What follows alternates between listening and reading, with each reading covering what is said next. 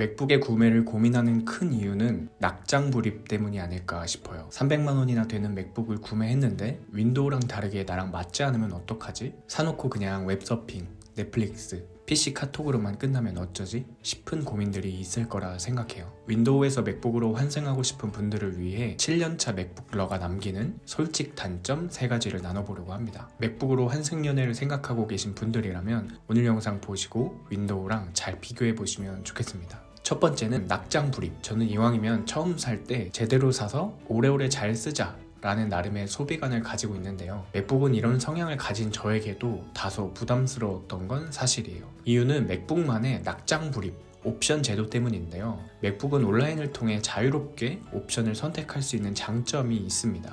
반면에 이렇게 한번 선택하게 되면 끝이라는 점이 장점만큼이나 큰 단점으로 여겨지더라고요. 윈도우 기반의 노트북들은 자유롭게 원하는 시점에 옵션을 커스텀할 수 있죠. 하지만 맥북은 기기를 변경하지 않는 이상 지금의 맥북과 끝까지 함께 해야 합니다. 요즘은 윈도우 기반의 노트북들 중에서도 온보드 형태라면 램 추가나 변경이 안 되기도 하니까 이 점 유의하시면 좋겠습니다. 낙장 불입이 무서운 이유 중 하나는 가격이라는 것도 꼭 알아두시면 좋겠습니다. 맥북에서는 옵션 하나하나 선택할 때마다 가격이 조립 PC와는 다르게 훅훅 올라간다는 걸 알 수 있습니다. 애플 홈페이지에서 한번 시뮬레이션 돌려보시면 그게 훨씬 더 체감되실 거예요. 그래서 저는 이 맥북을 당근으로 구매했는데요. 실사용 후기는 따로 영상을 찍어볼게요. 두 번째는 공공기관 사이트와의 호환성입니다. 익히 들어보셔서 잘 아실 수도 있는데요. 공공기관과의 호흡이 그닥 좋지 못합니다. 옛날에는 훨씬 더 폐쇄성이 짙어서 안 되는 게 정말 많았는데요.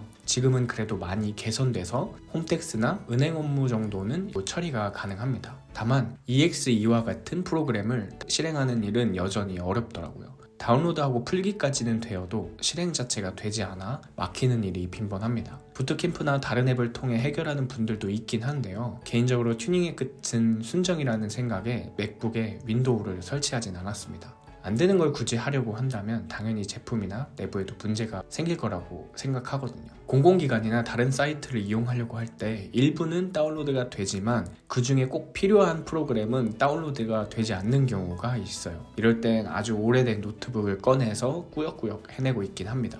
밖에 있을 때는 일 처리를 하지 못하는 불편함도 있고요. 핸드폰으로 간혹 해결할 때도 있지만 그게 안 될 때면 일정이 조금 꼬이는 일도 있더라고요. 공공기관과의 호환성은 아직 반쪽짜리에 불과하다고 생각합니다. 그래서 아직 윈도우의 호환성을 대체하긴 어려운 것 같더라고요. 마지막은 포트입니다. 이제 HDMI도 넣어줬고 SD카드도 넣어줬으니 A타입 하나만 넣어줬으면 좋겠는데 요즘은 윈도우 기반 노트북도 C타입으로도 바뀌고 있는 추세이긴 하지만 여전히 남아있는 A타입의 존재가 부러울 때도 있습니다. 이렇게 달랑달랑 허브가 필요하다는 이야기 많이 들어보셨죠? 간혹 까먹고 나오는 일이 있다면 그때는 많은 일정을 수정해야 할 수도 있습니다. 스티브 잡스 때와는 다르게 지금은 맥북이 많이 윈도우 노트북화 되고 있는 것 같더라고요. 맥북의 깔끔한 디자인을 망가뜨릴 수도 있음에도 최근 들어서는 HDMI 포트나 SD카드 포트를 넣어주더라고요. 다만 아직 A타입과 마이크로 SD카드가 없다는 점은 조금 아쉬운 부분입니다.